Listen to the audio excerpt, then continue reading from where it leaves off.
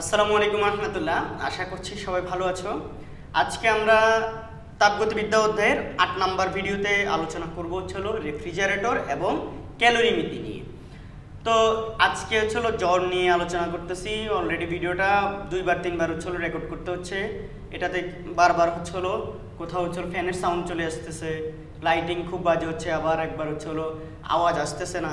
এখন আমরা হচ্ছিল এই যে রেফ্রিজারেটর এবং হচ্ছিল ক্যালোরিমিতি এই চ্যাপ্টার এই ভিডিওটাতে পড়ব।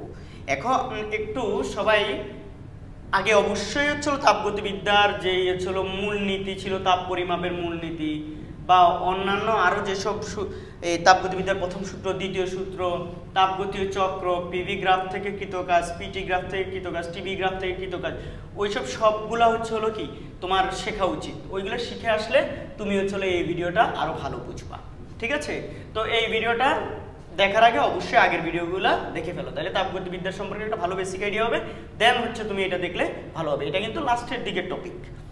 এখন ওই যে ছিল আমার এখানে চকবাজার চট্টগ্রামে অফলাইনের ঠিকানাটা দেওয়া আছে। তোমরা বা তোমাদের জুনিয়র বা ছোট ভাই বোন যদি পড়তে আসতে চায় আমাদের এই ঠিকানায় এই নাম্বারে কন্ট্যাক্ট করে চলে আসতে বলবা। এখন এই যে রেফ্রিজারেটর, এই রেফ্রিজারেটর কি বলো তো? আমরা জানি রেফ্রিজারেটর মানে হচ্ছিল ফ্রিজ। ফ্রিজ কি করে? ফ্রিজের মধ্যে ফলমূল, শাকসবজি, মাছ, মাংস ইত্যাদি রাখলে সেগুলাকে হচ্ছিল ঠান্ডা করার মাধ্যমে দীর্ঘদিন সংরক্ষণ করে। এরপর হচ্ছিল তুমি যদি বলো স্যার না পানি দিয়ে বরফ বানায়, কথা সত্য। পানি রাখলে ওখানে ডিপ ফ্রিজে পানিটা বরফে পরিণত হয়, কথা সত্য। এখন আমাদের এই ঘটনাটা কিভাবে ঘটে দেখো। ফ্রিজের ভিতরে যেই ফলমূল, শাকসবজি, মাছ, মাংস থাকে এটা কিন্তু ঠান্ডা পরিবেশে থাকে। তো এই ঠান্ডা পরিবেশটাকে বলা হয় নিম্ন তাপাধার। নিম্ন তাপাধার মানে হচ্ছে হলো এটার টেম্পারেচারটা ধরা হয় T2, আমি ধরবো T2। কার্নোচক্রের মধ্যেও নিম্ন তাপমাত্রাটাকে, গ্রাহকের তাপমাত্রাকে T2 ধরছি, এখানেও নিম্ন তাপাধারটাকে আমি T2 ধরলাম। নিম্ন তাপাধারের তাপমাত্রা ধরো এটা ফ্রিজের ভিতরের তাপমাত্রা। এবার ধরো পরিবেশ, যেটা হচ্ছে পরিবেশে তাপটা কিন্তু ফলমূল, শাকসবজি, মাছ, মাংস থেকে ফ্রিজ তাপ এনে পরিবেশে ছাড়ে। তাহলে উচ্চ তাপাধার হচ্ছে হলো পরিবেশ। তাহলে উচ্চ তাপাধার মানে হচ্ছিল এর তাপমাত্রা ধরো T1 এবং এটা হচ্ছিল স্বাভাবিকভাবে এটা হচ্ছিল পরিবেশ। এটা কি পরিবেশ? কথা সবাই একটু বুঝিও। এই জায়গাটা আমাদের হচ্ছে হলো এত এদিকে লেখা উচিত হয় নাই, আর একটু এদিকে। এটা পরিবেশ, সবাই একটু মনোযোগ দিও। এখন আমাদের এই যে ঘটনা কি ঘটে, নিম্ন তাপাধার থেকে Q2 পরিমাণ তাপ গ্রহণ করে পরিবেশে এনে, অর্থাৎ উচ্চ তাপাধারে এনে Q1 তাপ বর্জন করে। Q1 তাপ বর্জন, তাহলে Q2 তাপ গ্রহণ কোত্থেকে? নিম্ন তাপাধার থেকে। নিম্ন তাপাধার মানে ফ্রিজের ভিতর থেকে। ফ্রিজের ভিতর থেকে Q2 পরিমাণ তাপ এনে Q1 পরিমাণ তাপ পরিবেশে ছাড়ে। এখন অনেকে বলবে স্যার এটা কিভাবে সম্ভব? যা আনে তাই তো ছাড়বে না। ব্যাপারটা আসলে শোনো, আমরা জানি তাপ উচ্চ তাপমাত্রা থেকে নিম্ন তাপমাত্রার দিকে যায়, এটা আমরা জানি না। উচ্চ তাপমাত্রা থেকে নিম্ন তাপমাত্রার দিকে তাপের প্রবাহ ঘটে। এটা তাপগতিবিদ্যার দ্বিতীয় সূত্র আমাদেরকে এটাই বলে, কিন্তু তাপ প্রবাহের দিকটা। তো এখানে তো এটা নিম্ন তাপমাত্রা, নিম্ন তাপমাত্রা থেকে তাপ উচ্চ তাপমাত্রা দিয়ে কেমনে যাবে? এটা তো স্বাভাবিকভাবে যাবে না। এটা করার জন্য আমাদের এখানে হচ্ছিল বৈদ্যুতিক শক্তির সাহায্যে কম্প্রেসার বা কম্প্রেসরের সাহায্যে, কম্প্রেসরের মাধ্যমে একটা কাজ এই ফ্রিজের যে হিমায়ক পদার্থ আছে তার উপর করা হয়। তো এখানে ধরো হচ্ছে আমি যদি চিন্তা করি, এখানে যে কম্প্রেসর আছে, কম্প্রেসর, এই কম্প্রেসরের মাধ্যমে এখানে W পরিমাণ কাজ হচ্ছে। এটা কোত্থেকে? ইলেকট্রিক্যাল এনার্জি থেকে এটা আমরা পাবো। সেটা W হচ্ছিল PT। কোত্থেকে? তাহলে এবার দেখো কাজটা কিন্তু আমরা জানি তাপ ইঞ্জিনের ক্ষেত্রে হচ্ছে হলো সিস্টেম পরিবেশের উপর কাজ করে, বাট এখানে হচ্ছে হলো পরিবেশ সিস্টেমটার উপর মানে ফ্রিজের উপরে কাজ করতে হচ্ছে। তাহলে এখানে W পরিমাণ কাজ করব। ফলমূল, শাকসবজি থেকে এমনি তাপটা বের হয়ে আসবে না। এই W পরিমাণ কাজ করে ওরে Q2 পরিমাণ তাপ বের করে আনলাম। তাহলে W পরিমাণ কাজ করলাম, Q2 পরিমাণ তাপ ফলমূল, শাকসবজি, মাছ, মাংস থেকে নিম্ন তাপাধার থেকে নিয়ে আসলাম। এনে আমি যেই কাজ করছি এবং যেই তাপ বের করে আনছি, এই দোনোটার যোগফল আকারে Q1 তাপ আমি কোথায়? পরিবেশে বা রুমের মধ্যে বা বাহিরে বর্জন করব। কথা কি বোঝা গেছে? তাইলে এখানে জিনিসটা কি দাঁড়াবে? এটা দাঁড়াচ্ছে হলো যে হচ্ছে Q2 এবং হচ্ছে হলো W এর যোগফলটা হচ্ছে Q1 এর সমান। তাহলে সুতরাং W ইকুয়াল টু কি দাঁড়াবে বলো তো? Q1 minus Q2। এখানে কোনটার পরিচয় কি? Q2 হচ্ছে হলো শীতল প্রকোষ্ঠ থেকে অপশীতল প্রকোষ্ঠ বা শীতল তাপাধার থেকে প্রকোষ্ঠ থেকে অপসারিত তাপ, অপসারিত তাপ। আর এটা হচ্ছে হলো পরিবেশে, পরিবেশে বা উষ্ণ তাপাধারে, পরিবেশে বা উষ্ণ তাপাধারে মোট বর্জিত তাপ, মোট বর্জিত তাপ। তো মোট বর্জিত তাপটার মধ্যে অবশ্যই কাজ আছে। কি আছে? কাজ আছে। এটা একটু আমাদেরকে মাথায় রাখতে হবে। এরপরে আমাদের যে জিনিসটা এটা তাইলে হচ্ছে আবার বলি, নিম্ন তাপাধার থেকে বা হচ্ছে ফ্রিজের ভিতর ফলমূল শাকসবজি থেকে Q2 পরিমাণ তাপ বের করে, কোনো কোনো বইতে দেখবা Q1 পরিমাণ তাপ বের করে আনছে, এটার তাপমাত্রাটা দেওয়া T1। তো আমি নিম্ন তাপাধারকে T2 লিখছি, তোমরা কনসেপ্ট ঠিকঠাক রাখবে। নিম্ন তাপাধার থেকে Q2 পরিমাণ তাপ মানে T2 তাপমাত্রা নিম্ন তাপাধারটা থেকে শীতল প্রকোষ্ঠ থেকে মানে ফ্রিজের ভিতরে যে শীতল প্রকোষ্ঠ আছে সেই ফ্রিজের ভিতর থেকে Q2 পরিমাণ তাপ বের করে এনে কিসের সাহায্যে? ওই যে বাইরে থেকে যে ইলেকট্রিক্যাল এনার্জির সাহায্যে যে কাজ হচ্ছে সেই কাজের সাহায্যে এটা বের করে এনে উচ্চ তাপাধার তথা পরিবেশে হচ্ছিল Q1 তাপ বর্জন করে দেব। এটাই হচ্ছে আমাদের ঘটনা। এই জিনিসগুলো এখানে হচ্ছে তোমাদের কাছে ক্লিয়ার কিনা সবার নোট করা হয়েছে? এবার আমরা এখানে দেখব হচ্ছে হলো আমাদের যে এই ঘটনাটা আসলে ঘটে কিভাবে। তা আমি তোমাদেরকে হচ্ছে হলো এখান থেকে এই যে দেখাই, এই যে নিচের যে ইয়াটা আছে না, এই যে গোল যে জিনিসটা দেখাচ্ছে এটার নাম হচ্ছে হলো কম্প্রেসর। কি? কম্প্রেসর, যেটাকে বলে কম্প্রেসর। কম্প্রেসরের কাজ হচ্ছে হলো গ্যাসকে সংকুচিত করা। গ্যাসকে কি করা? সংকুচিত করা। কম্প্রেসর সংকুচিত করে চাপ এবং তাপমাত্রা বৃদ্ধি করে। আচ্ছা, আর এখানে যেই ইয়াটা আছে এই যে পাইপটা, এই পাইপটা থেকে চলো এটা একটা পাইপ কিন্তু দেখো তোমরা, এই যে এটা একটা পাইপ, এই যে এই দেখো এই পাইপটা এখান থেকে ভিতর থেকে এদিক দিয়ে কম্প্রেসরে কানেক্টেড দেখা যাচ্ছে। তো এই পাইপটা হচ্ছিল দেখো এরকম এখান থেকে এইভাবে পেঁচাই পেঁচাই আসছে, পেঁচাই পেঁচাই এসে দেখো আমি এটাকে একটু সুন্দর করে যদি হচ্ছে পাইপের মতো করেই আঁকি,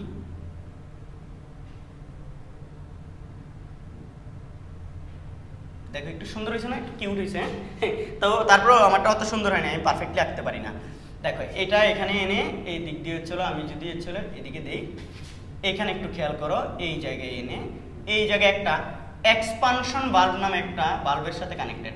এক্সপানশন বাল্বের অপর নাম হচ্ছে হলো এই সম্প্রসারক বাল্ব। এটা হচ্ছে হলো ধরো এখান থেকে এভাবে এসে এই কানেক্টেড এরকম করে সুন্দর করে দেখো, এটা এনে এই দিক দিয়ে আবার হচ্ছিল কার সাথে কানেক্টেড? ওই যে কম্প্রেসর আছে, কম্প্রেসরের সাথে কানেক্টেড। তো আসলে জিনিসটা কিভাবে কাজ করে আমি বা ফ্রিজটা আমাদের কিভাবে কাজ করবে এখন আমি সেটা তোমাদের কাছে এক্সপ্লেইন করা ট্রাই করব। তার আগে আমাদের একটু বুঝতে হবে এই যে এখানে আমি এটাকেও চাইলে হচ্ছিল একটু কি পাইপের মতো করে, এটাও হচ্ছিল একটু সুন্দর করে কিউট করে চলে এরকম পাইপ বানাইতে পারি, নল আর কি। এটার মধ্যে দিয়ে হচ্ছিল কি যাবে? রেফ্রিজারেন্ট বা হিমায়ক পদার্থ যাবে। এবার একটু শোনো, আমরা ফ্রিজের ভিতর থেকে মানে এখানে যে ফলমূল শাকসবজি আছে, মাছ মাংস আছে, সেখান থেকে আমরা তাপ বের করব। তো তাপ কি আমি হচ্ছে হাত দিয়ে ধরে বের করে দিতে পারবো? পারবো না। তাহলে কিভাবে বের করবো? এটা একটা মেকানিক্যাল প্রসেসের মাধ্যমেই তো হচ্ছে। তো সেই প্রসেসটা কি? সেই প্রসেসটা কথা বুঝিও তোমরা স্যার। এখান দিয়ে প্রথমে মনে রাখবা আমাদের এই জায়গায় হচ্ছে হলো এদিকে এই যে এই লাইনটা দিয়ে এই যে মানে এখান থেকে, ও ভালো কথা, কোনটার নাম কি বলতে হবে না? অবশ্যই বলতে হবে। তাহলে আমাদের এখানে দেখো এই যে কয়েলটা, এখানে একটা কয়েল, পেঁচানো কয়েল দেখতে পাচ্ছ, এটার নাম হচ্ছে হলো ইভাপোরেটর কয়েল। ইভাপোরেটর কয়েল, যেটাকে আমরা বাংলায় বলি হচ্ছিল বা ঘনীভবন কুণ্ডলী, সরি বাষ্পীভবন কুণ্ডলী। এটা বারবার মুখ দিয়ে হচ্ছিল ভুল চলে আসে। বাষ্পীভবন কুণ্ডলী, এখানে বাষ্পীভূত লিখছি, বাষ্পীভবন, বাষ্পীভবন কুণ্ডলী। আচ্ছা, এরপরে আসে হচ্ছে হলো এই যে এটার নাম তো অলরেডি আমরা বললাম, এটা কম্প্রেসর। এই যে এই যন্ত্রটা, এটার নাম হচ্ছে হলো এক্সপানশন ভালভ। কি? Expansion valve. এক্সপানশন ভালভ বা সম্প্রসারক ভালভ, সম্প্রসারক চাবি আর কি, সম্প্রসারক ভালভ, যেটা গ্যাসকে প্রসারিত করতে দেবে। আর এই যে এই কয়েলটা, এটার নাম হচ্ছে হলো এই কনডেনসেশন কয়েল বা এটার নাম হচ্ছিল ঘনীভবন কুণ্ডলী, অর্থাৎ এখানে গ্যাস ঘনীভূত হয়, ঘনীভবন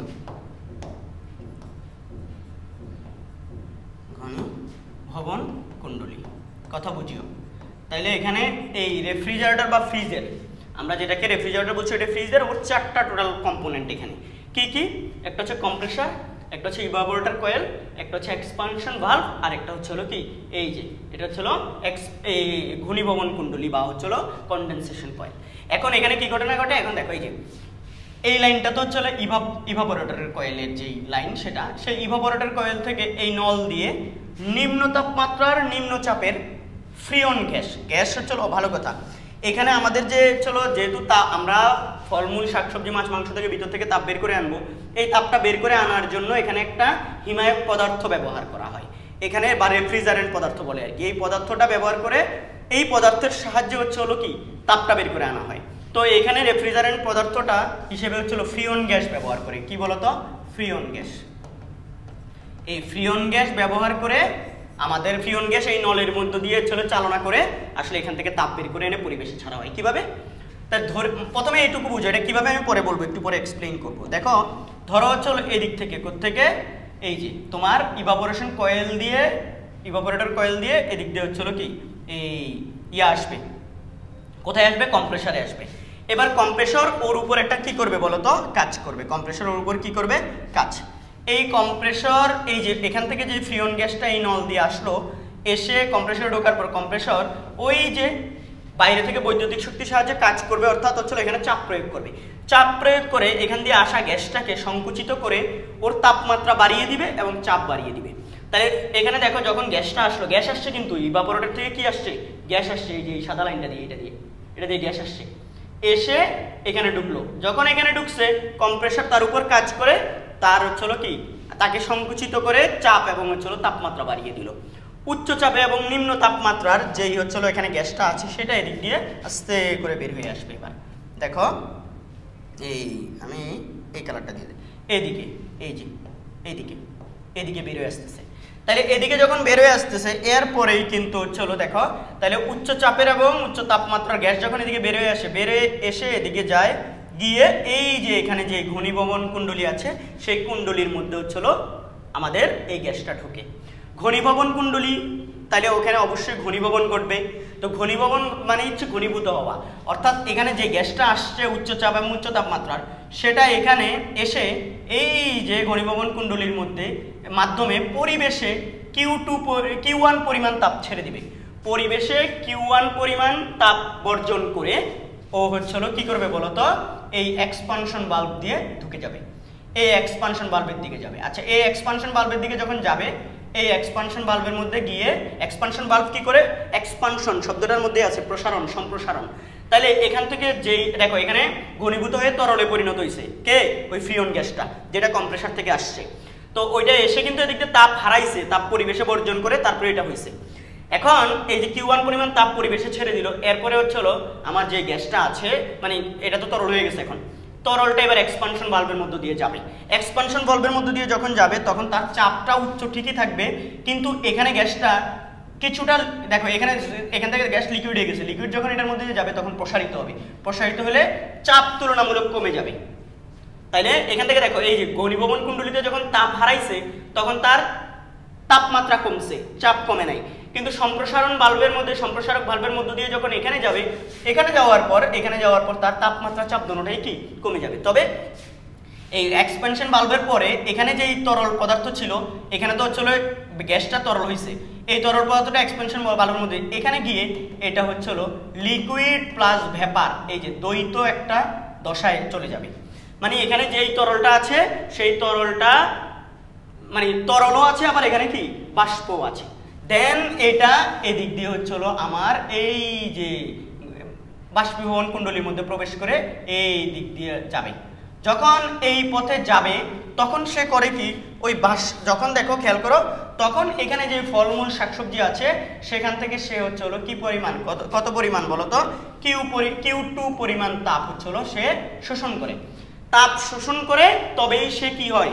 বাষ্পীভূত হয়।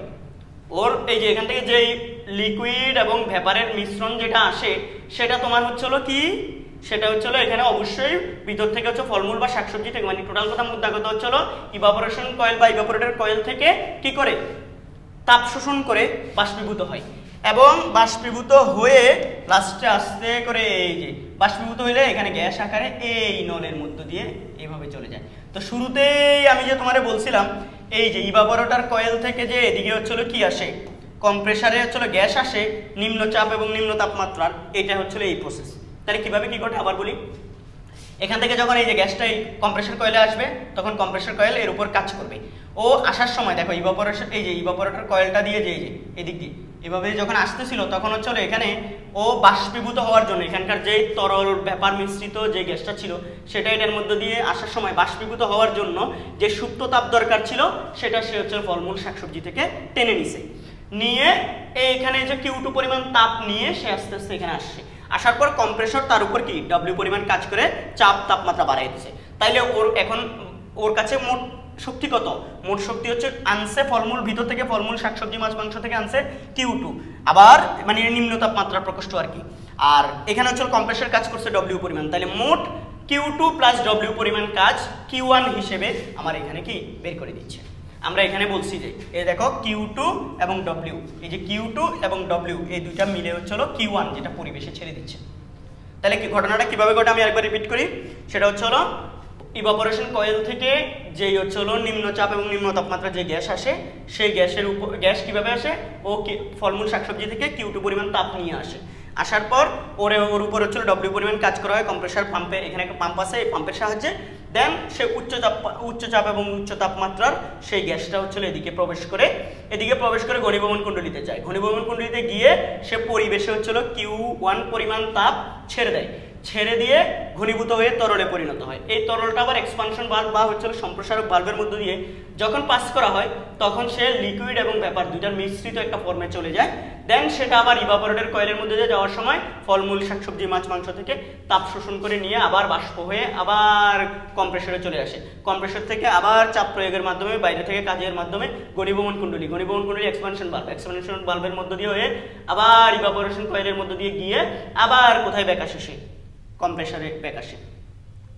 এই হচ্ছে হলো আমাদের ফ্রিজ এভাবেই কাজ করে, ঠিক আছে। এই হচ্ছে হলো আমাদের ফ্রিজের কৃত কাজটা। W হচ্ছে এই যে টোটাল হচ্ছে পরিবেশে যেটা বর্জন করে সেটা থেকে তুমি যদি হচ্ছে ফলমূল থেকে অপসারিত তাপটা বিয়োগ করো তাহলে কৃত কাজ পাবা। কৃত কাজ মানে হচ্ছে হলো তুমি এখানে কাজ করছো ফ্রিজের উপর, ঠিক আছে।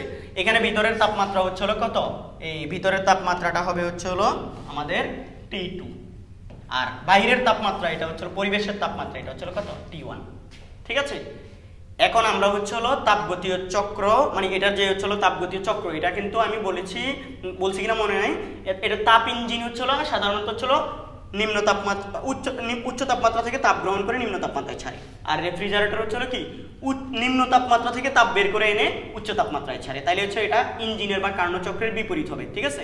এখন আমরা চলো সেই গ্রাফগুলা এবং এটার দক্ষতা কিভাবে বের করা যায় সেগুলো নিয়ে আমরা আলোচনা করব। আমরা জানি এই ইয়াতে কার্ণচক্রতে হচ্ছে জিনিসটা ছিল এরকম, কার্ণ ইঞ্জিন এই এরকম ছিল, এটা A পয়েন্ট ছিল, এটা B পয়েন্ট ছিল, সরি B, এটা C, এটা D, এরকম। এখানে এরকম প্রসারিত হয়েছিল, এখানে প্রসারণ করছিল, এখানে সংকোচন করছিল, এখানে সংকোচন করছিল। এটা হচ্ছে P, এটা V, এটা হচ্ছে কার্ণচক্র। এটা কি কার্ণচক্র, কার্ণচক্র। তো আমরা একটু আগে বললাম যে হচ্ছে হলো আমাদের রেফ্রিজারেটরটা ইঞ্জিনের বিপরীত চক্র মেনটেন করে। ইঞ্জিন করে কি উচ্চ তাপমাত্রায় তাপ গ্রহণ করে নিম্ন তাপমাত্রায় তাপ বর্জন করে, কিন্তু রেফ্রিজারেটর নিম্ন তাপমাত্রা থেকে তাপ গ্রহণ করে উচ্চ তাপমাত্রায় তাপ বর্জন করে। তাহলে ওর চক্রটা হচ্ছে পুরো উল্টো। উল্টো বলতে হচ্ছে হলো এখানে যেখানে যেখানে প্রসারণ করছিল রেফ্রিজারেটরের ক্ষেত্রে সেখানে সেখানে সংকোচন ঘটে। দেখো এই এরকম ব্যাপারটা। ধর আমি চক্রটা এঁকে নিলাম, একদম হুবহু সেম চক্র, কিন্তু এখানে একটু কথা বুঝিও। এটা A পয়েন্ট, যদি এটা B পয়েন্ট হয়, এটা C ধরো, এটা D পয়েন্ট দিলাম। এই ধাপে সংকোচন করছে না, রুদ্ধতাপীয় সংকোচন, এখানে হবে রুদ্ধতাপীয় প্রসারণ। এরপরে এই জায়গায় ঘটছিল সমষ্ণ সংকোচন, এই জায়গায় ঘটবে রুদ্ধতাপীয় সংকোচন। তারপর এখানে ঘটছিল রুদ্ধতাপীয় প্রসারণ, এখানে ঘটবে রুদ্ধতাপীয় সংকোচন, আর এখানে হচ্ছিল সমষ্ণ সংকোচন। এখানে তাপমাত্রা T1, এখানে T2, এটা নিম্ন নিম্ন নিম্ন তাপমাত্রায় Q2 তাপ গ্রহণ, Q2 তাপ কি করে সে গ্রহণ করে। আর এখানে গিয়ে উচ্চ তাপমাত্রা, এটা উচ্চ, এই উচ্চ তাপমাত্রায় Q1 তাপ বর্জন করে। এই হচ্ছে কথাবার্তা, ঠিক আছে। তো আমাদের এই হচ্ছে হলো কার্নো ইঞ্জিনের যে চক্র আছে সেটা। এবার এটার কার্য সম্পাদন সহগ বলে একটা জিনিস আসবে, কার্য সম্পাদন সহগ। কি কার্য সম্পাদন সহগ? আমরা ইঞ্জিনের ক্ষেত্রে যেটাকে কর্মদক্ষতা দিয়ে হচ্ছে ওর এফিসিয়েন্সি মানে মাপি, এফিসিয়েন্সি মানেই তো কর্মদক্ষতা। তো কর্মদক্ষতার মাধ্যমে একটা ইঞ্জিন কতটা দক্ষ বা কতটা কার্যকর সেটা আমরা বুঝি। এখানে সেটার নাম হচ্ছে হলো কার্য সম্পাদন সহগ। কি বলতো? কার্য সম্পাদন সহগ বা কোএফিসিয়েন্ট অফ পারফরম্যান্স, যেটাকে সংক্ষেপে বলা হয় সিওপি, কোএফিসিয়েন্ট অফ পারফরম্যান্স, কার্য সম্পাদন সহগ, বা কোনো কোনো বইতে দেখবা কার্য সম্পাদন গুণাঙ্ক লেখা আছে। এটা হচ্ছে হলো আমরা ইঞ্জিনের কর্মদক্ষতা হিসেবে কি জানি বলতো? ইঞ্জিনের কর্মদক্ষতার ক্ষেত্রে আমরা জানি হচ্ছে হলো কি পরিমাণ, মানে গৃহীত তাপের কি পরিমাণ কাজ করছে। তো গৃহীত তাপের একটা অংশ সে কাজে পরিণত করে, আর এখানে কাজের মাধ্যমে তাপ অপসারণ করে। তাইলে তুমি বাইরে থেকে কাজ করছো ডব্লিউ পরিমাণ, কত পরিমাণ? ডব্লিউ পরিমাণ। এই ডব্লিউ পরিমাণ কাজ করে তুমি কতদূর তাপ অপসারণ করতে পারতেছো? অনেকে বলবে স্যার Q1 পরিমাণ তাপ অপসারণ করতেছি। না, Q1 পরিমাণ তাপ অপসারণ করছি না, আমি ফলমূল, শাকসবজি, মাছ মাংস থেকে Q2 তাপ বের করে আনতেছি, কাজ সহ ওভারঅল Q1 পরিমাণ তাপ পরিবেশে ছাড়তেছি, বাট আমি হচ্ছে এখান থেকে অপসারণ করতেছি কত? Q2। কথা কি বুঝছো? এটাই হচ্ছে আমাদের, যখন আমরা ফলমূল থেকে শাকসবজি থেকে তাপ বের করে আনবো তখন এটা ঠান্ডা হয়ে এই জায়গায় ঠান্ডা পরিবেশে ও হচ্ছে কি সতেজ থাকে আমাদের এই ইয়াগুলা। তাহলে আমাদের এখানে দেখো এই সিওপিটা কি? এই সিওপি মানে কোএফিসিয়েন্ট অফ পারফরম্যান্স, এটা হচ্ছে তোমার ইঞ্জিনের ক্ষেত্রে হচ্ছে হলো শতকরা প্রকাশ করা হয়, এটাতে শতকরা প্রকাশ করা হয় না কার্য সম্পাদন সহগ, এটা একটা সংখ্যা। এই কার্য সম্পাদন সহগটা ইঞ্জিনের ক্ষেত্রে হচ্ছে গৃহীত তাপের তুলনায় কাজ, আর এখানে কাজের তুলনায় হচ্ছে অপসারিত তাপ। তাহলে উপরে হবে অপসারিত তাপ, অপসারিত তাপ, আর এখানে হচ্ছে হলো কৃত কাজ, এই। তাহলে আমি এখানে কাজ করছি কত? অপসারিত তাপ হচ্ছে হলো Q2 আর কাজ হচ্ছে হলো W। তো W এর জায়গায় এটা, তাহলে COP Q2/W। কোন কোন বইতে দেখবা যে হচ্ছে হলো, এইটা আমি আবার একটু বলে দেই, কোন কোন বইতে দেখবা যে হচ্ছে হলো নিম্ন তাপমাত্রাকে T1 ধরছে, উচ্চ তাপমাত্রাকে T2 ধরছে, আবার Q1 তাপ গ্রহণ করছে, ওভারঅল পরিবেশে বর্জন করছে Q2। তখন আমি যেখানে যেখানে Q1 দিচ্ছি সেখানে Q2, যেখানে T1 দিচ্ছি সেখানে T2 হয়ে যাবে। কিন্তু মোদ্দা কথা হচ্ছে হলো আমরা কনসেপ্ট অনুযায়ী হচ্ছে হলো যেই তাপটা হচ্ছে হলো নিম্ন তাপাধার থেকে সে গ্রহণ করতেছে, অর্থাৎ যেটা বের করে আনতেছে সেটাই হচ্ছে Q2। কথা ক্লিয়ার? আচ্ছা, আর কৃত কাজটা হচ্ছে হলো W সমান কত?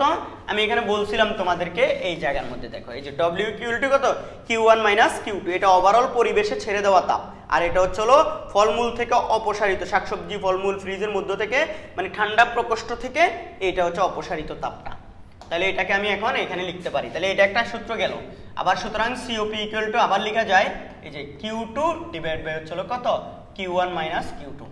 এই আবার আমরা জানি Q সমানুপাতিক হচ্ছে হলো T, আবার Q সমানুপাতিক T। তাহলে সুতরাং COP ইকুয়াল টু হচ্ছে হলো T2 divide by T1 - T2। এভাবেও লেখা যাবে। এটা হচ্ছে হলো নিম্ন তাপাধারের তাপমাত্রা, এটা উচ্চ তাপাধারের তাপমাত্রা, এটা নিম্ন, আর এটা হচ্ছে হলো উচ্চ, মাথায় রাখতে হবে, আর এটা আবার কি? নিম্ন।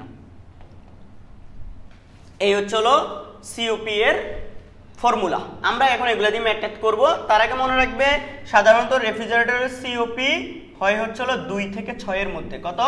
2 থেকে 6 এর মধ্যে, ঠিক আছে? কখনো কখনো অঙ্ক করতে দেখবা যে এর চেয়ে বেশিও আসতেছে, আবার 2 এর চেয়ে একটু কমও কোনো কোনো অঙ্কে চলে আসতেছে, বাট ওইটা দিয়ে আমরাই করতে হবে। বাট এটা আসলে 2 থেকে 6 এর মধ্যে হয়ে থাকে সাধারণত। তো আমাদের এখন ম্যাথমেটিক্যাল ফর্মুলা, ম্যাথে চলে যাব আমরা। দেখো এখানে একটা ম্যাথ রাখা আছে। আচ্ছা, আমাদের এই চিত্রগুলো আসলে ভালো করে বোঝা গেছে কিনা? এখানে আমাদের রেফ্রিজারেটরের কোন অংশটার নাম কি সেটা আমাদের জানতে হবে। তারপর মানে কিভাবে কোন জায়গায় এখানে হচ্ছে হলো ফ্রিয়ন গ্যাসটা বাষ্পীভূত হয় তাপ গ্রহণ করে, ফলমূল শাকসবজি থেকে তাপ গ্রহণ করে। এরপরে চলো এটা এসে এক্সপানশন বাল্বের মধ্যে দিয়ে এসে এদিক দিয়ে হচ্ছে ঘনীভবন কুণ্ডলীতে তাপটা ছেড়ে দিয়ে ফ্রিয়ন গ্যাসটা আবার তরলে পরিণত হয়। তরল এখানে গিয়ে কম্প্রেশনের মাধ্যমে কাজ করে এই তরলটা বাষ্পীভবন কুণ্ডলীতে যায়। বাষ্পীভবন কুণ্ডলীতে আবার এক্সপানশন বাল্ব বা সম্প্রসারক বাল্বের মাধ্যমে প্রসারিত হয়ে ঘনীভবন কুণ্ডলীতে এসে তরলে পরিণত হয়। এভাবেই চলতে থাকে। ঠিক আছে, নাকি বুঝলাম না? বুঝছি তো, সবাই বুঝতে হবে। এরপরে দেখো এই চিত্রটা দেখা যায় কিনা, এটা ভালো করে বুঝছো কিনা। তাপ ইঞ্জিন যেভাবে কাজ করে কার্নো ইঞ্জিন, এটা হচ্ছে হলো কার্নো ইঞ্জিনের বিপরীত চক্র। যেখানে যেখানে ওখানে মানে সম্প্রসারণ হয়েছিল মানে প্রসারণ, সেখানে এখানে সেগুলো সংকোচন, আর ওখানে যেগুলো সংকোচন হয়েছে এখানে সেগুলো কি প্রসারণ। তাহলে এইভাবে প্রসারিত হচ্ছে, এইভাবে সংকুচিত হচ্ছে। নিম্ন তাপমাত্রায় Q2 তাপ গ্রহণ করে, উচ্চ তাপমাত্রায় গেলে Q1 তাপ বর্জন করছে। কথা কি বোঝা গেছে? ভিডিও পুরোপুরি বোঝা যাচ্ছে? চিত্র হ্যাঁ সুন্দরই বোঝা যাচ্ছে। আমাদের অনেক সময় হচ্ছে হয় কি এই ক্যামেরা ফোকাস ঠিক হয় না, বা অনেক সময় হচ্ছে হলো আমাদের ওই দিন হচ্ছে হলো জেনারেটর নিচে জেনারেটর চলতেছিল, ভিডিও কাঁপতেছিল। এরপর ওইটাতে হচ্ছে আবার প্রায় 1 ঘন্টা 40 মিনিটের মতো ভিডিও রেকর্ড করছি। ওই ভিডিও আপলোড দিছি ইউটিউবে। আপলোড দেওয়ার পর দেখলাম যে ভিডিওর অর্ধেক মানে প্রায় 58 মিনিট, লাস্টে দিয়ে আবার 5 মিনিট, টোটাল 1 ঘন্টা 3 মিনিটের মতোই হচ্ছে কাঁপতেছে। তো এটা তো আর হইল না, পরে আবার ওই ভিডিও ডিলিট করে নতুন করে কালকে ভিডিও করে আপলোড করছি। দেখো এই জিনিসটা হচ্ছে হলো, এখন আমরা অঙ্কে চলে আসি। অঙ্ক দেখো, একটি রেফ্রিজারেটর শীতল তাপাধার থেকে মানে হচ্ছে ভিতর থেকে মানে ফ্রিজের ভিতর থেকে এত জুল তাপ গ্রহণ করে, তাহলে এটাই হচ্ছে হলো Q2। শীতল তাপাধার থেকে উষ্ণ তাপাধার মানে পরিবেশে 600 জুল তাপ শক্তি বর্জন করে, তাহলে এটা Q1। রেফ্রিজারেটরটির কার্য সম্পাদন সহগ বের করো। এই যে দেখো একটু আগে আমি করে আসছি, যেহেতু Q1 আর Q2 জানি, তাহলে এই যে এটা সূত্র অ্যাপ্লাই করে দিব। পারবো কিনা বলো? তাইলে এটা হচ্ছে হলো Q2, আমরা জানি COP কার্য সম্পাদন সহগ, COP equal to Q2 divide by হচ্ছে হলো Q1 মাইনাস Q2। এই Q2 কত? Q2 হচ্ছে হলো 600, কত 600। Q1 কত? Q1 হচ্ছে হলো Q2 হচ্ছে হলো 450, যেটা হচ্ছে হলো ফলমূল থেকে সে বের করে নিয়ে আসে, শাকসবজি থেকে 450। আর এটা হচ্ছে 600 বিয়োগ 450, তাহলে হচ্ছে হলো 450 ডিভাইড বাই হচ্ছে হলো 150, তাহলে এটা হচ্ছে 3। তাহলে আমাদের এই যে রেফ্রিজারেটরটা আছে এটার কার্য সম্পাদন সহগ কত? 3। দেখো রেঞ্জের মধ্যে আছে 2 থেকে 6 এর মধ্যে। একটি ফ্রিজ, সাধারণত আমরা ফ্রিজ বলি না, রেফ্রিজারেটর। এটা আমরা সাধারণত ফ্রিজ বলি, রেফ্রিজারেটর এটা। হ্যাঁ, ফ্রিজের COP এই যে দেখো COP দেওয়া হচ্ছে 2.5। শীতল তাপাধার হতে এত তাপ গ্রহণ করে, তাহলে এটা হচ্ছে হলো Q2। ফ্রিজটির উপর কৃত কাজ কমা উষ্ণ তাপাধারে, এটা তাপাধারে বর্জিত তাপ কত? তার মানে কৃত কাজও বের করতে হবে, উষ্ণ তাপাধারে হচ্ছে হলো উষ্ণ তাপাধারে বর্জিত মানে Q1টাও বের করতে হবে।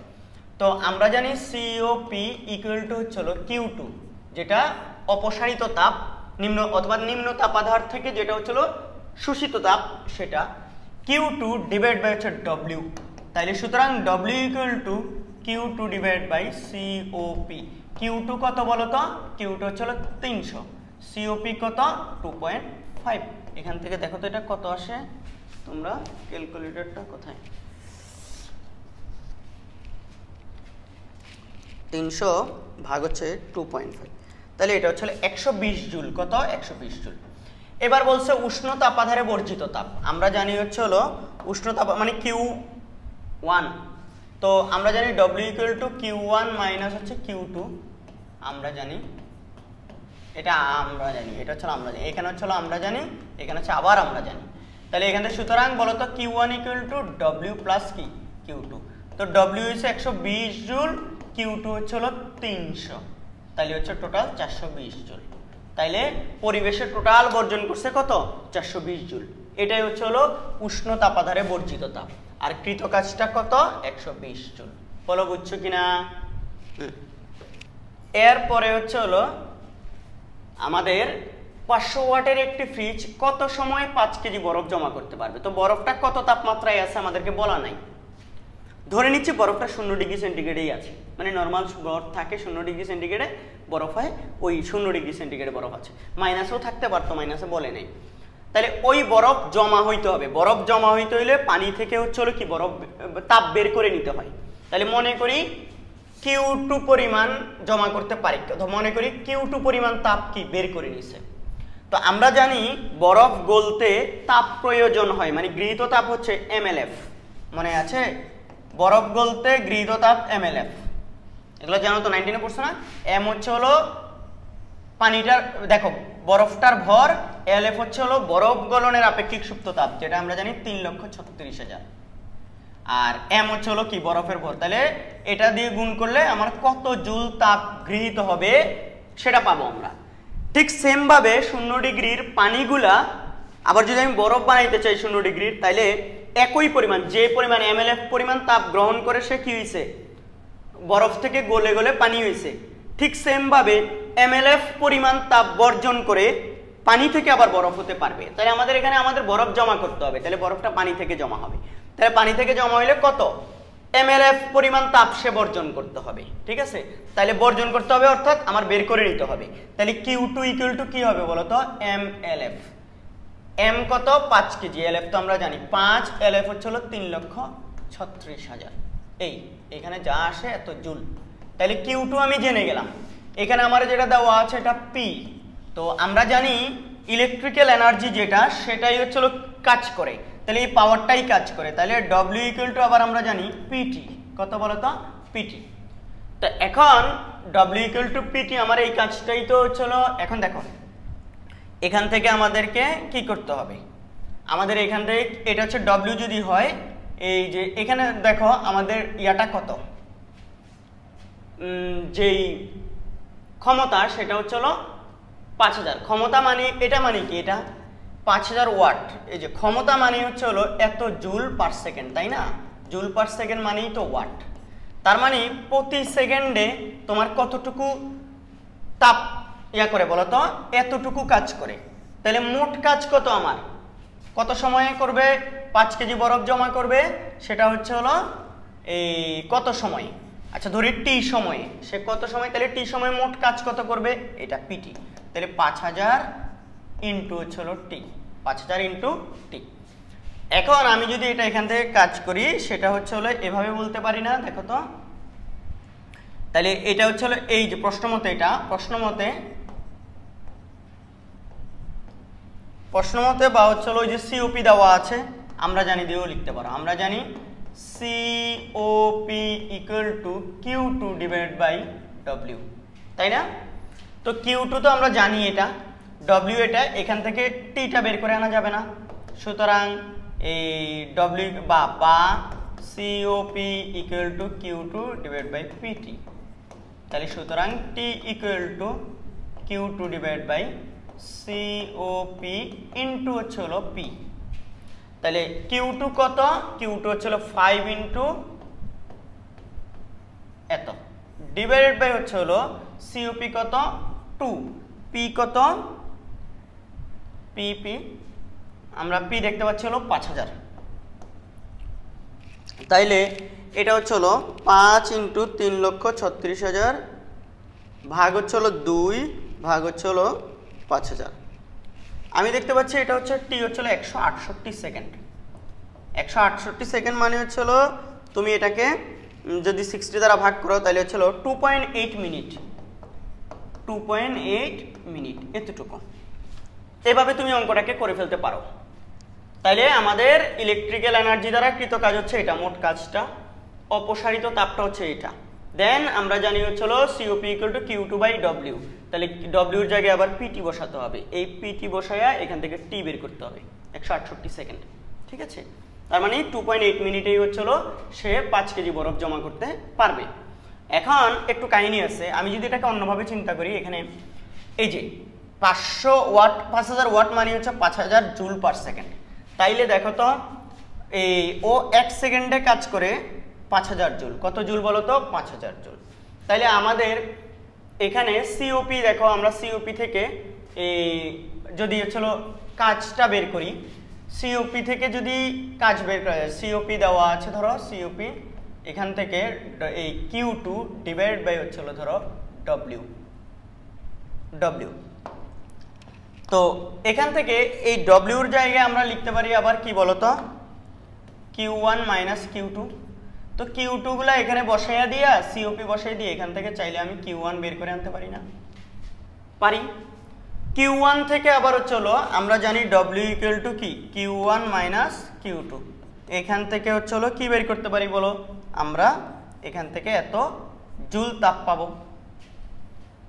ওই তাপ থেকে আমি আবার চাইলে হলো W ইকুয়াল টু হলো কি PT। W ইকুয়াল টু কত? PT।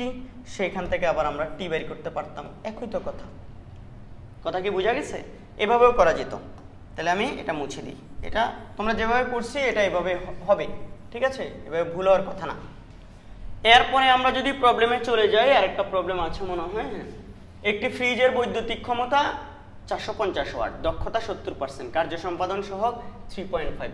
ফ্রিজের ভেতরে তাপমাত্রা 0 ডিগ্রি সেন্টিগ্রেড, ঘরের তাপমাত্রা 32 ডিগ্রি সেন্টিগ্রেড। ঘরে মানে বাইরে পরিবেশের তাপমাত্রা হচ্ছে 32, ঠিক আছে? এটা ফোনটাকে একটু সাইলেন্ট করে নিই। এবার দেখো 4 কেজি পানিকে বরফে নিতে কত তাপ লাগবে? তাহলে দেখো ফ্রিজের নিম্ন তাপমাত্রা এটা, এই দেখো এটা হলো T2 মানে 273 কেলভিন, আর এটা হলো T1, এই T1 হলো 32 মানে হলো 305 কেলভিন, ঠিক আছে? এবার আসো ওর ক্ষমতা হলো এত, তাহলে এটা হলো আমরা যদি কার্যকর, তাহলে সুতরাং কার্যকর ক্ষমতা, কর্মদক্ষতা যেহেতু 70%, তাহলে কার্যকর ক্ষমতা হবে হলো 450 এর 70%, মানে 450 ইন্টু 0.7। তাহলে এটা দেখো তো কত আসে ক্যালকুলেটরে? 450 ইন্টু 0.7। তাহলে আমাদের এখানে 315 ওয়াট হলো এই ইঞ্জিনটার কর্মদক্ষতা। এখন আমাদের বলছে হলো ফ্রিজের ভেতরে পানি 4 কেজি পানিকে বরফে নিতে কত সময় লাগবে? আবার টি বাইর করবো আগের অঙ্কটার মতো। টি যদি বাইর করতে চাই আমি দেখি, তো আমরা জানি হলো W ইকুয়াল টু হলো কি PT। তো টি বাইর করবো, P হলো 315 টি, তাহলে 315 টি। এখন 4 কেজি বরফকে পানিতে পরিণত করতে বরফ থেকে পানি বের করে আনতে হবে। তাহলে কত, সরি, পানি থেকে বরফ বের করে, তাপ বের করে আনতে হবে। বরফ থেকে পানি, পানি থেকে বরফ। দেখো তোমাকে পানি থেকে তাপটা বের করে আনতে হবে। তাহলে Q2 কত পরিমাণ অপসারণ করতে হবে? সেটা হচ্ছে MLF। তাহলে M কত? 4 কেজি, 3,36,000। এই তাহলে আমাদের Q2 জানি, W জানি, COP প্রশ্নে দেওয়া আছে 3.5। তো আমরা জানি COP আমরা জানি COP ইকুয়াল টু হলো Q2 ডিভাইড বাই হলো W। তাহলে W এটা দেখো COP হলো 3.5, Q2 হলো Q2, এখান থেকে Q2 এই যে 4 ইন্টু 3,36,000 ডিভাইড বাই W হলো এই যে 315 টি। তাহলে সুতরাং T equal to 4 into 3,36,000 divide by 315 into হলো কি 3.5। দেখো এখান থেকে আমরা যদি ক্যালকুলেশন করি, 4 ইন্টু 3,36,000 ভাগ হলো 315 ভাগ 3.5। আমি দেখতে পাচ্ছি এটা 1219 সেকেন্ড লাগতেছে, 1219 সেকেন্ড। তারপর আরেকবার আমি করে দেখি, 1219 সেকেন্ড অনেক বেশি মনে হচ্ছে। তারপর 4 ইন্টু 3,36,000 ভাগ হলো 315 ইন্টু হলো 3.5। হ্যাঁ, 1219.04, 1219.04 সেকেন্ড। তাহলে আমাদের হলো কি এই ফ্রিজটা যেটা আছে এখানে, সেটা হলো 4 কেজি পানিকে বরফে নিতে টোটাল 1219 সেকেন্ডের মতো লাগবে। এটাকে তুমি 60 দ্বারা ভাগ করলে কত মিনিট লাগবে সেটা পেয়ে যাবে। সোজা না? এইভাবে তোমরা ইঞ্জিনের কার্য সম্পাদন সহগগুলো বের করতে পারো। আচ্ছা, এরপর আমাদের টপিকের নাম হচ্ছে ক্যালোরিমিতি। এটা ক্যালোরিমিতি হবে, ক্যালো লিখছে। আচ্ছা যাই হোক, ক্যালোরিমিতি কি? ক্যালোরিমিতির মূলনীতি হলো দেখো, আমরা জানি একটা ঠান্ডা বস্তুকে একটা উষ্ণ বস্তু গরম বস্তুর পাশে রাখলে সে গরম বস্তু থেকে তাপ গ্রহণ করে দুইজনের মধ্যে একটা তাপীয় সাম্যাবস্থা আসবে। তো অর্থাৎ তাপের আদান প্রদান ঘটে আর কি। ঠান্ডা বস্তুটা যে পরিমাণ তাপ গ্রহণ করবে, আসলে গরম বস্তুটা ওই একই পরিমাণ তাপ বর্জন করবে। ধরো 3টা বস্তু আছে, এই 3টা কোনোটা ঠান্ডা কোনোটা গরম, এভাবে 3টা 4টা 5টা বস্তুকে পাশাপাশি রাখলাম। তাহলে কেউ কেউ তাপ ছাড়বে, যারা গরম তারা তাপ ছেড়ে দিবে, আর যারা ঠান্ডা তারা ওই তাপগুলো গ্রহণ করে হচ্ছিল কি একটু গরম হবে, ওভারঅল মাঝখানে মধ্যবর্তী একটা তাপমাত্রা তৈরি হবে, সাম্যাবস্থায় পৌঁছায়। তো ক্যালোরিমিতির মূল নীতি হচ্ছে হলো গৃহীত তাপ ইকুয়াল টু বর্জিত তাপ, গৃহীত তাপ ইকুয়াল টু হচ্ছে হলো কি বর্জিত তাপ, এটাই হচ্ছে হলো ক্যালোরিমিতির মূলনীতি। এই তো গৃহীত তাপ এবং বর্জিত তাপ সমান হবে, এই কনসেপ্টটাকে ব্যবহার করেই আমাদেরকে হচ্ছে হলো কি এই বিভিন্ন ম্যাথমেটিক্যাল ফর্মুলা কি করতে হবে, অ্যাপ্লাই করে সেখানে আমরা ম্যাথগুলো করতে হবে। আমি এখানে একটা লিখছি, দেখো এটা পানি বিশিষ্ট না, এই জায়গায় একটু ভুল আছে, এটা হচ্ছে হলো ভর বিশিষ্ট, ভর, এটা ভর বিশিষ্ট পাত্রে থাকা এত উষ্ণতার এত গ্রাম পানি নিক্ষেপ করা হলো, মিশ্রণের চরম উষ্ণতা এত হলে এই চুল্লির উষ্ণতা কত, প্লাটিনামের আপেক্ষিক তাপ এত। আচ্ছা 200 গ্রাম ভরের এগুলো দেখো, এই যে আপেক্ষিক তাপ প্লাটিনামের আপেক্ষিক তাপটা দেওয়া আছে ক্যালোরি পার গ্রাম পার ডিগ্রি সেন্টিগ্রেড, তাহলে আমরা এগুলো আর গ্রাম থেকে চেঞ্জ করবো না, এগুলো গ্রামেই রাখবো। আর 10 ডিগ্রি উষ্ণতার 650 গ্রাম পানি নিক্ষেপ করবো। এর দেখো পানির তাপমাত্রাটাও কি বাড়ছে, মিশ্রণের চরম উষ্ণতা মিশ্রণের তাপমাত্রা হয়েছে 25 ডিগ্রি সেন্টিগ্রেড। তুমি কি করছো, এত গ্রাম ভরের একটি প্লাটিনাম খণ্ডকে একটি চুল্লিতে গরম করে তোমাকে আমাকে লাস্টে বাইর করতে বলছে চুল্লিটার উষ্ণতা কত ছিল। তো মনে করি চুল্লির উষ্ণতা, দেখো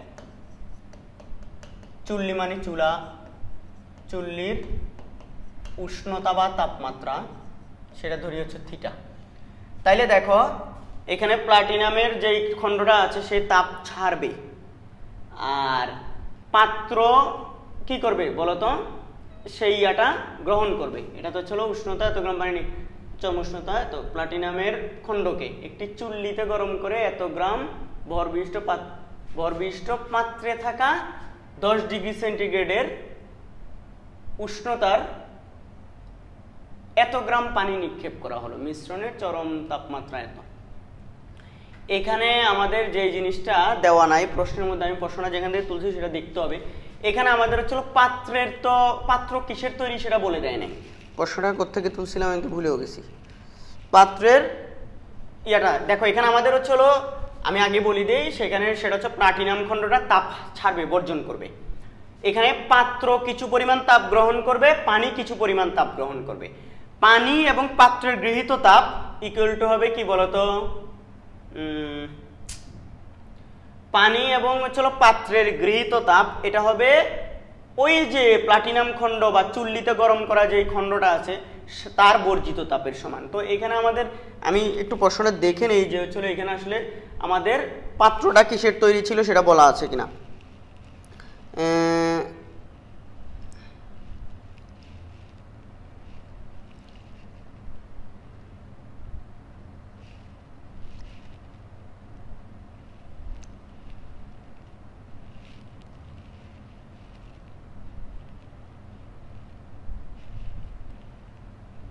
ও আচ্ছা, প্রশ্নের মধ্যে এখানে একটা কথা ছিল,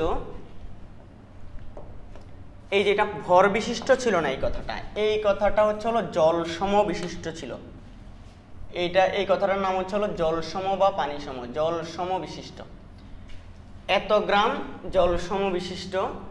এইটার অর্থ হলো হচ্ছে হলো ওর হচ্ছে হলো এম এস এর মান দেওয়া আছে, কি দেওয়া আছে বলতো, ডিরেক্ট এম এস এর মান, এই যেটা এম এস মানে আপেক্ষিক তাপ এবং ভরের গুণফল আকারে হচ্ছে হলো কি এটা দেওয়া আছে, এই যে ঠিক আছে, এই জিনিসটা এই যে এত জল সম বিশিষ্ট পাত্রে থাকা এত, দেখো তাহলে 50 গ্রাম জল সম বিশিষ্ট, 50 গ্রাম জল সম বিশিষ্ট মানে এম এস এর মান হচ্ছে হলো কি ডিরেক্ট 50, তাহলে জাস্ট এইটা এই ওর তাহলে ইয়া লাগবে না, মানে এটা কোন পাত্রের তৈরি সেটা বলা লাগবে না, ঠিক আছে।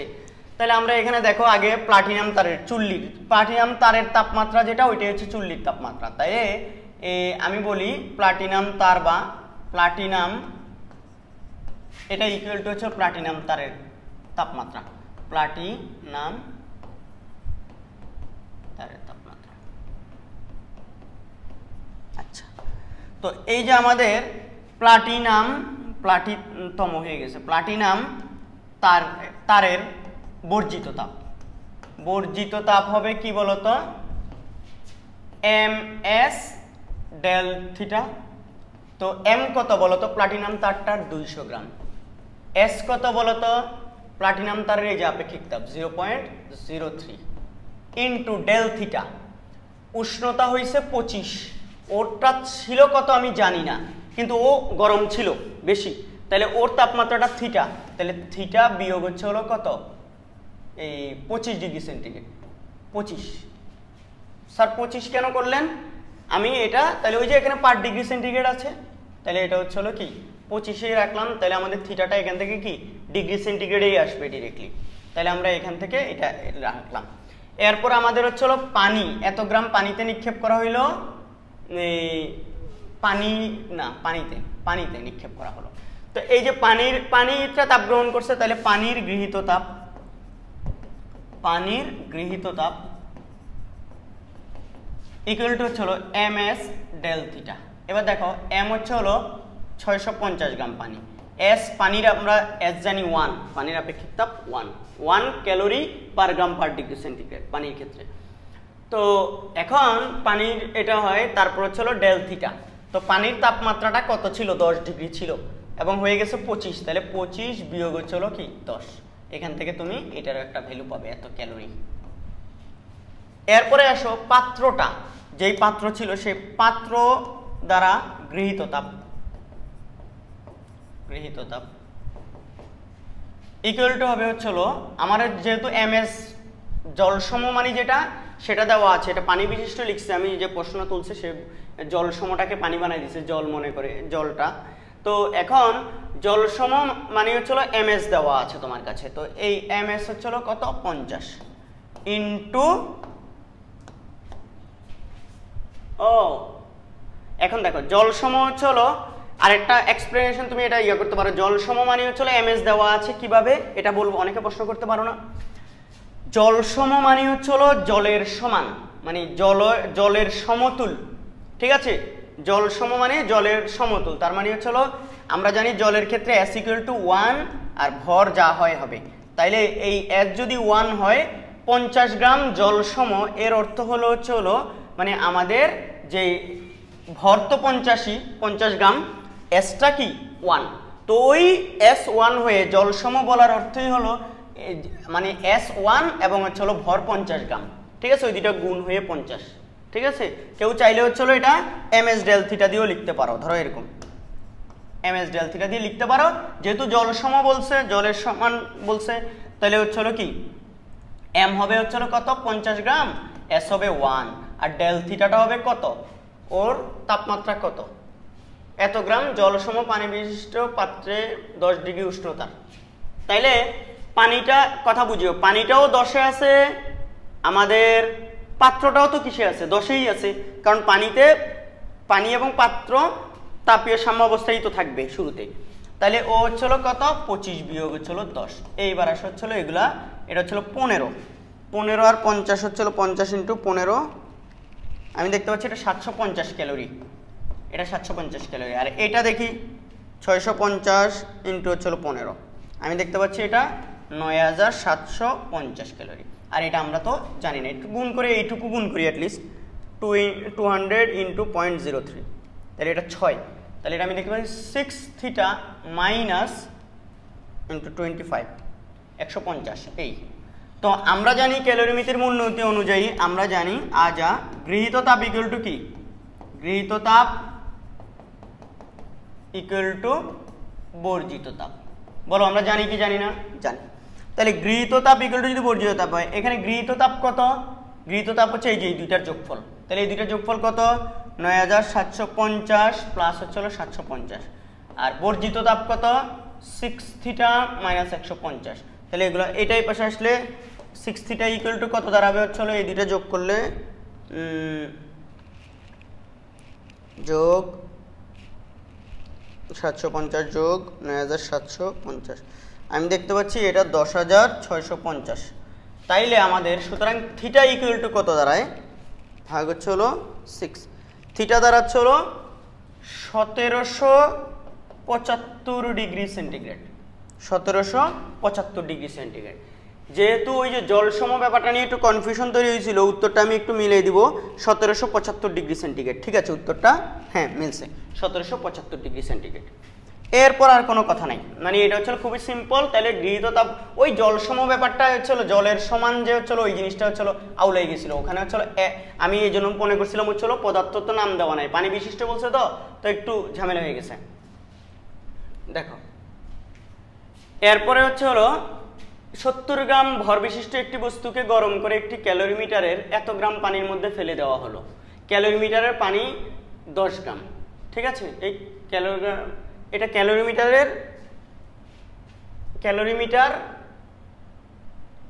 ক্যালোরিমিটারের পানি 10 গ্রাম। এটা কি প্রশ্নগুলো এরকম তুলছে কেন? আমি তুলি নাই, আমাদের টাইপার তুলেছে। কঠিন বস্তুটির উষ্ণতা হ্রাস পানির উষ্ণতা বৃদ্ধির 15 গুণ। কঠিনের আপেক্ষিক তাপ নির্ণয় করে। এখানে প্রশ্নটা মনে হয় কোথাও একটু হালকা কারেকশন লাগবে। আমি দেখি এত গ্রাম পানির মধ্যে ফেলে দেওয়া হলে এটা কি হবে প্রশ্নটা। 70 গ্রাম ভরবিশিষ্ট একটি বস্তুকে গরম করে একটি ক্যালোরিমিটারের 116 গ্রাম জলের মধ্যে ফেলে দেওয়া হলো। মানে পানি ক্যালোরিমিটারের জলসম 10 গ্রাম। ক্যালোরিমিটারের জলসম এই যে পানি, এই যে পানি উঠছে তো এই জায়গায় এটা জলসম হবে। এটা কি টাইপারকে আমিই বলছি তুলতে নাকি এটা এখানে হবে জলসম? ওর জলসম মানে হচ্ছে ওর এমএস দেওয়া আছে। ঠিক আছে, তো আমাদের এই জিনিসটা ইকুয়াল টু চিন্তা করে এখন আমরা ক্যালোরিমিটারের জলসম যদি এটা হয়, কঠিন বস্তুটির উষ্ণতা হ্রাস।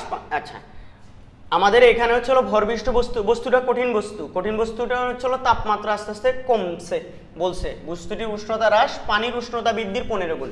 পানির উষ্ণতা বৃদ্ধি যদি টি হয় বা থিটা হয়, পানির উষ্ণতা বৃদ্ধি কঠিনের আপেক্ষিক তাপ বের করতে বলছে। পানির উষ্ণতা বৃদ্ধি যদি হচ্ছে টি হয় বা থিটা হয়, তাহলে সুতরাং এই কঠিন বস্তুটির উষ্ণতা হ্রাস, কঠিন বস্তুটির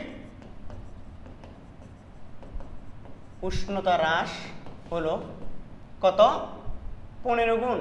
হ্রাস বৃদ্ধি 15 গুণ, তাহলে 15টি এটা।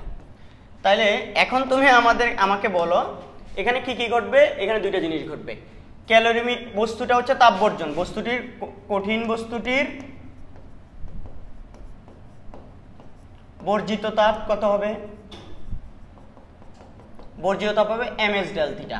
তো এম কত? কঠিন বস্তুটার এম হচ্ছে 70 গ্রাম, তাহলে 70 এস হচ্ছে কত আমি জানি না, ওইটাই তো বের করতে হবে। ডেল থিটাটা কত? কঠিন বস্তুটার উষ্ণতা হ্রাস হচ্ছে কি 15টি, তাহলে এটা 15টি। এই আর এখানে দেখো একটা জিনিস, আমাদের এই উষ্ণতাটা হ্রাস হচ্ছে এত। এই আমরা জানি শুরুতে পানির মধ্যে পানির হচ্ছে কি তাপমাত্রাটা তো বলে নাই, গরম করে একটি ক্যালোরিমিটারে 116 গ্রাম পানির মধ্যে ফেলে দেওয়া হলো। ক্যালোরিমিটারে এত। আচ্ছা, আমাদের এখন যে জিনিসটা জানতে হবে তাহলে হচ্ছে আমাদের এবার পানি এবং ক্যালোরিমিটারের মোট গৃহীত তাপ। পানির গৃহীত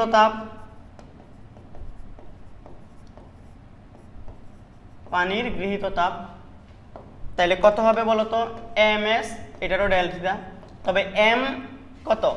পানির ভর হচ্ছে 116 গ্রাম। এস কত? 1 আমরা জানি। ডেল থিটাটা কত? এটা পানির উষ্ণতা বৃদ্ধি হচ্ছে টি পরিমাণ বাড়ছে, তাহলে এটা হচ্ছে 116টি এটা।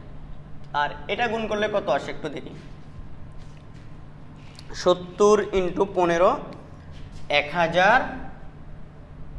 1050 ST এরকম কিছু। ঠিক আছে, এটা আমাদের হচ্ছে এখানে। এরপরে আসে হচ্ছে যে জিনিসটা সেটা হচ্ছে ক্যালোরিমিটারের তো একটা গৃহীত তাপ আছে, তাই না? তাহলে ক্যালোরিমিটারের গৃহীত তাপ, ক্যালোরিমিটারের শুরুতে তাপমাত্রা কত ছিল?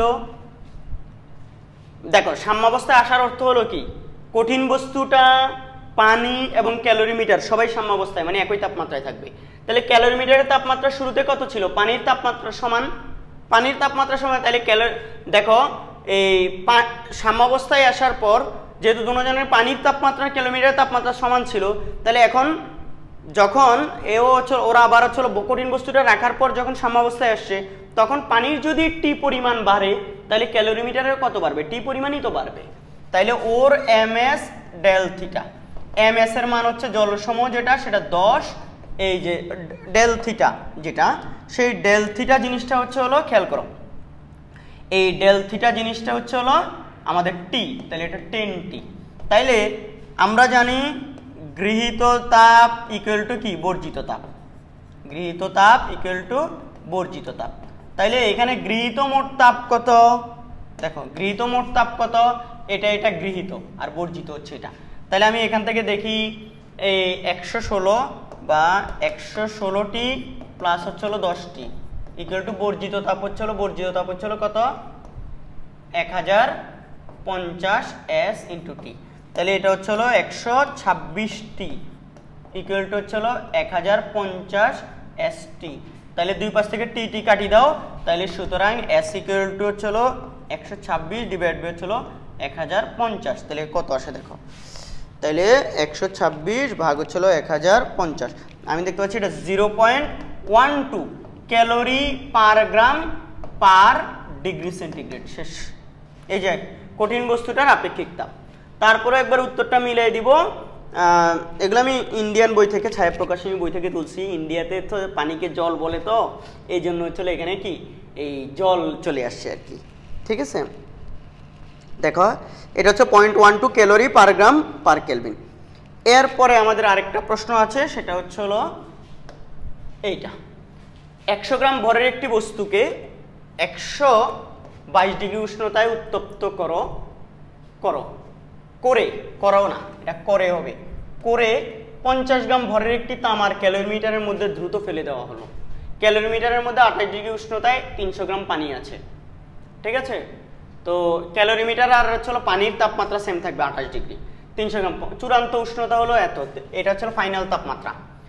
তামার আপেক্ষিক তাপ দেওয়া আছে, আমাকে বস্তুটির আপেক্ষিক তাপ বের করতে হবে। তাইলে এখানে ঘটনা কি ঘটবে, একটি বস্তুকে এত উষ্ণতায় উত্তপ্ত করে, তাহলে বস্তুটা তাপ হারাবে, ক্যালোরিমিটার এবং পানি তাপ গ্রহণ করবে। তাইলে বস্তুর বর্জিত তাপ কথা বোঝো, একবারে লিখে ফেলতেছি আমরা, বর্জিত তাপ ইকুয়াল টু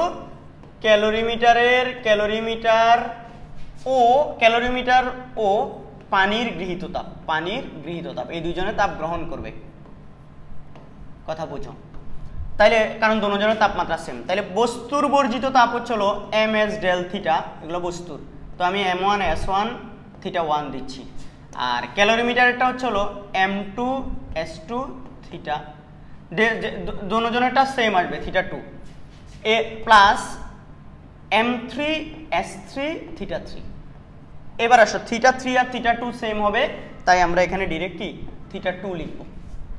বলো ঠিক আছে কিনা, কারণ হচ্ছে হলো ক্যালোরিমিটার আর হচ্ছে হলো ইয়ার ক্ষেত্রে কেউ যদি বলে যে না স্যার আমি 3 লিখবো, ঠিক আছে। এটা ধরো হচ্ছে হলো পানির গৃহীত তাপ, আর এটা কার, এই যে ক্যালোরিমিটারের এটা। তাহলে এখন আমাদেরকে বাইর করতে হবে কিন্তু হচ্ছে হলো কঠিন বস্তুটির আপেক্ষিক তাপ, তাহলে এই যে S1 বের করতে হবে। তাহলে সুতরাং S1 ইকুয়াল টু এগুলা m2 s2 থিটা 2 প্লাস হচ্ছে হলো m3 s3 theta 3 divide by এখান থেকে হচ্ছে হলো m1 থিটা 1। এই এখন এগুলো মান বসাই দাও। m2 কত বলো তো, আমরা m2 হচ্ছে ক্যালোরিমিটার ধরছি, ক্যালোরিমিটারের ভর কত, ক্যালোরিমিটারের ভর হচ্ছে হলো কত, এই 50 গ্রাম ভরের একটি তামার ক্যালোরিমিটারে 50 গ্রাম ভরের, তাহলে 50 গ্রাম ভর 50, আর তামার আপেক্ষিক তাপ কত 0.09 ডেল থিটা 2। এবার দেখো ওর ক্যালোরিমিটারের তাপমাত্রা ছিল 28 ডিগ্রি সেন্টিগ্রেড, মানে পানির তাপমাত্রা যা ক্যালোরিমিটারের তাপমাত্রা তাই ছিল 28, মিশ্রণে হয়ে গেছে কত 30, তাহলে ওর একটু বাড়ছে তাপমাত্রা, তাহলে এটা হচ্ছে 30 বিয়োগ কত 28। এবার আসো প্লাস পানির, এবার এটা হচ্ছে পানিরটা হচ্ছে কত 300 গ্রাম, S3 কত আমরা জানি 1 পানি, ডেল থিটা কত, পানিরও 28 থেকে 30 হয়েছে, তাহলে 30 বিয়োগ 28, তোমরা সবাই খাটাস 28, তোমরা সবাই খাটাস। এটা মজা করে বলতেছি, অনেকে আবার হচ্ছে কি বলবে আপনি আমাদেরকে খাটাস বলছেন। এবার দেখো m1 হচ্ছে 100, দেখো m1 হচ্ছে কত 100, এই যে 100, ডেল থিটাটা কত 122 ছিল হয়ে গেছে 30, তাহলে এটা 122 বিয়োগ 30 এইরকম কিছু। এইবার তুমি এখান থেকে ক্যালকুলেশন করে বের করে ফেলো। তা আমি দেখতে পাচ্ছি হলো 0.09 ইন্টু 50 ইন্টু হচ্ছিল 2, তাহলে এটা 9, এটা কত আসে 300 ইন্টু হচ্ছে হলো 2 ইন্টু এটা হচ্ছে হলো যোগ হচ্ছে হলো 9, 609, 609 ভাগ হচ্ছে হলো 30 বাদ দিলে 92, তাহলে 100 × 92। আমি দেখতে পাচ্ছি এটা আসতেছে হচ্ছে হলো 0.06619 ক্যালোরি পার গ্রাম পার ডিগ্রি সেন্টিগ্রেড। শেষ। তো এটারও প্রশ্নটা আমি হচ্ছে হলো ইন্ডিয়ান বই থেকে নিয়েছিলাম, তো আমি উত্তরটা একবার মিলাই দিব। এই 0.0662 দেওয়া, আমরা 0.06619 লিখছি, কোনো ব্যাপার না, সিম্পল, ভেরি ভেরি সিম্পল, তাই না? সোজা না? এবার হচ্ছে বাংলাদেশি বইয়ের একটা ম্যাথ, এটা বোর্ডে আসছে এরকম অঙ্ক। তো আমাদের 0 ডিগ্রি তাপমাত্রার 15 গ্রাম বরফকে 60 ডিগ্রি তাপমাত্রার 60 গ্রাম পানির মধ্যে মিশানো হলো, মিশ্রণের তাপমাত্রা কত বাইর করতে বলছে। দেখো বরফটা আস্তে আস্তে গলবে আর পানিটা আস্তে আস্তে আর একটু ঠান্ডা হবে। পানি 60-এ ছিল, ওর তাপমাত্রা একটু একটু কমবে, আর বরফের তাপমাত্রাটা কি বাড়বে। কিন্তু বরফ তো আগে প্রথমে পানিতে গলে পরিণত হবে, তাইলে হচ্ছে বরফের গৃহীত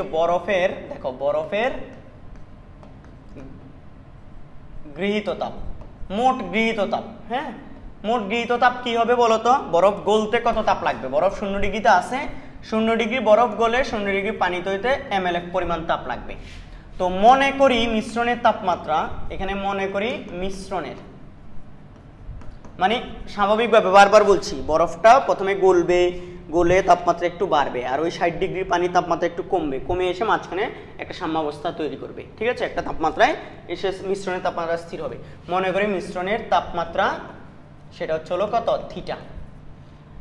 বরফ তাইলে গলার জন্য mLF পরিমাণ তাপ নিছে, তারপর ওই বরফ গলা পানিটা আরো হচ্ছে হলো সামনে আগাইতে, মানে থিটাতে যাইতে ms, এই যে ডেল থিটা এটা। তো mLF m কত? 15 গ্রাম। তো আমরা এখানে গ্রামে রাখতে পারবো না, এগুলা ক্যালোরিতে নাই। আমরা এই পানির আপেক্ষিক তাপ, আমরা আমাদের অঙ্কগুলো হচ্ছে বসাবো, s হচ্ছে 4200, তো পানির বরফের বসাবো 2100। তাহলে এগুলা যদি বসানোর জন্য আমরা এখানে এগুলা m কেজিতে নিয়ে যাব, তাহলে এটা হচ্ছে হলো 1000, এই ইন্টু হচ্ছে হলো 3 লক্ষ কত? 36,000, এই প্লাস m হচ্ছে হলো বরফ গলা, এই বরফ গলা পানির তাপমাত্রাটাই হচ্ছে হলো কত? সরি, ভরটা হচ্ছে হলো 15 গ্রাম, তাহলে 15 ডিভাইড বাই 1000 ইন্টু s কত বলতো? পানির, বরফ তো গলে গেছে, পানি, বরফ গলা পানির তাপমাত্রা, এই যে এইখানে কত? এটা 4200-তে গেছে, তাপমাত্রা কত হয়েছে? তাপমাত্রা থিটাতে গেছে, ছিল কত? 0। বরফটা যখন 0 ডিগ্রি থেকে গলে, প্রথমে 0 ডিগ্রি পানি হয়, তারপর 0 ডিগ্রি পানি থেকে থিটাতে গেছে। তাহলে দেখো বরফটা গলতে তাপ লাগছে এত, তারপর 0 ডিগ্রির পানি, বরফ গলা পানিটা থিটা ডিগ্রিতে যাওয়ার জন্য লাগছে এটা। তাহলে এটা ডেল থিটা মানে হচ্ছে হলো কত? এই থিটা মাইনাস হচ্ছে হলো কত? 0 ডিগ্রি সেন্টিগ্রেড, 0। এই তাহলে আমি যদি এটা ক্যালকুলেশন করি, এটা কত আসবে তোমরা একটু দেখো, ওভারঅল কত আসে সেটা চাইলে হচ্ছে হলো আমরা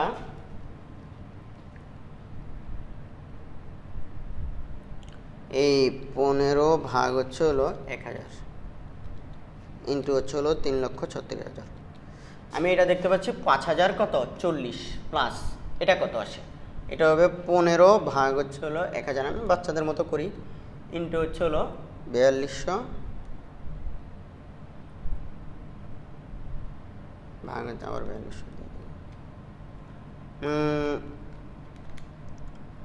ইন্টু 4200 ইন্টু হচ্ছে হলো থিটা, তাহলে এটা হচ্ছে 63 থিটা এরকম। তাহলে বরফের মোট গৃহীত তাপ, বরফের কি মোট গৃহীত তাপ, কি করতে? বরফটা প্রথমে 0 ডিগ্রি বরফ গলে 0 ডিগ্রি পানিতে পরিণত হতে গৃহীত তাপ mLF, আর 0 ডিগ্রি পানি থেকে থিটা ডিগ্রি সেন্টিগ্রেডে উন্নীত হতে হচ্ছে হলো কত? এই ms ডেল থিটা। তো এখানে m হচ্ছে হলো বরফের ভর যা, বরফ গলা পানির ভরও তা, আর হচ্ছে হলো পানি যেহেতু হয়ে গেছে তাহলে এটা s হচ্ছে 4200 আমাদের এটা। এবার আসো হচ্ছে হলো ওই যে পানি, যেটা মূল পানি 60 ডিগ্রি সেন্টিগ্রেড তাপমাত্রার পানির বর্জিত তাপ, এটা বর্জিত তাপ ইকুয়াল টু ওর ক্ষেত্রে হচ্ছে ms ডেল থিটা। এবার আসো ওর ক্ষেত্রে m কত? 60 গ্রাম, 60 ডিভাইড বাই 1000, এটা যেহেতু পানি তাহলে 4200। এবার আসো ডেল থিটা, ওর 60 থেকে কমে কত হচ্ছে? থিটা হচ্ছে, মধ্যবর্তী হবে না, যে উচ্চ তাপমাত্রা ছিল সে একটু কমে আসবে, আর যে নিম্ন তাপমাত্রা ছিল তারটা বাড়তেছে, এটা বাড়তেছে, ওরটা বেড়ে 0 থেকে থিটা হয়েছে। তো থিটা যেহেতু বড় থেকে ছোটটা বাদ দিছি। আবার এখানে হচ্ছে হলো 60-এর থেকে কমে কমে, সরি এই যে 60 ডিগ্রি সেন্টিগ্রেড থেকে কমে কমে থিটা হয়েছে, তাহলে 60 বড় বিয়োগ হচ্ছে হলো থিটা। এটা হচ্ছে হলো আমি এখন ক্যালকুলেশন করে চাইলেই কিন্তু আমি এটা 60 ভাগ হচ্ছে হলো 1000 ইন্টু হচ্ছে হলো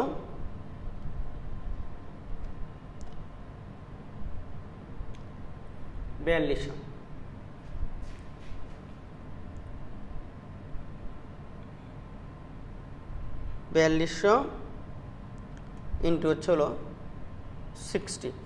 আমি এটা দেখতে পাচ্ছি হলো 15120, আর বিয়োগ হচ্ছে হলো আবার বলি 252 থিটা, এরকম কিছু।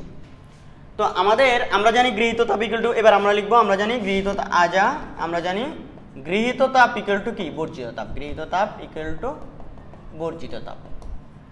তো এখন যদি আমি এটা করি, দেখো এই জিনিসটা এখন গৃহীত তাপ কত মোট, এটা 50 40 প্লাস হচ্ছে হলো 63 থিটা, আর বর্জিত তাপ কত, এত বিয়োগ হচ্ছে হলো 252 থিটা। তো থিটাগুলাকে এক পাশে নিয়ে যাব, সংখ্যাগুলাকে এক পাশে নিয়ে যাব, তাইলে হচ্ছে হলো এটা এই পাশে আসলে যোগ হয়ে যাবে, তাইলে 63 প্লাস হচ্ছে হলো 252 থিটা, তাইলে এটা 315 থিটা, 315 থিটা। আর এটা যখন ওই পাশে চলে যাবে বিয়োগ হয়ে যাবে, তাহলে 15120 বিয়োগ হচ্ছে হলো 5040, এগুলো হচ্ছে হলো 10080। ফাইনালি এখান থেকে থিটা বের করবো, সুতরাং theta equal to 10080 divide by 315, তাইলে ভাগ হচ্ছে হলো 315। আমি দেখতে পাচ্ছি এটা 32 ডিগ্রি সেন্টিগ্রেড আসছে, তাহলে মিশ্রণের তাপমাত্রা 32। তো এটার প্রশ্নটা আমি হচ্ছে বই থেকে তুলছি, তো বইটা এখানে নাই, অফিস রুমে বই, তো এটা উত্তর মিলিয়ে দিতে পারছি না। তবে এটা দেখে বুঝতেছি যে হচ্ছে তাপমাত্রাটা বাস্তব আসছে, তার মানে এটা উত্তর হয়তো হয়েছে। ক্যালকুলেশন যদি ছোটোখাটো ভুল না করি তাহলে এটা ঠিকঠাক আছে।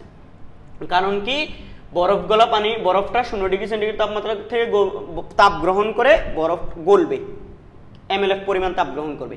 mLF পরিমাণ তাপ গ্রহণ করার পর, ওই গলার পর 0 ডিগ্রির পানিটা মিশ্রণের তাপমাত্রা থিটাতে উন্নীত হবে, তাহলে ms ডেল থিটা, এখানে থিটা বড় তাই বড়টা থেকে ছোটটা বাদ, 0 থেকে থিটাতে গেছে। তাহলে মোট দুইটা আমি একসাথে করছি। কেউ চাইলে এটা mLF বরফ গলার জন্য গৃহীত তাপ, তারপর বরফ গলা পানির আবার হচ্ছে থিটা ডিগ্রি তাপমাত্রায় উন্নীত হতে আরও গৃহীত তাপ, তাহলে দুটোটা আলাদা আলাদা বের করে তারপর যোগ করতে পারতাম, ঠিক আছে, তাও হতো। আমি একবারে এক লাইনে যোগ করছি।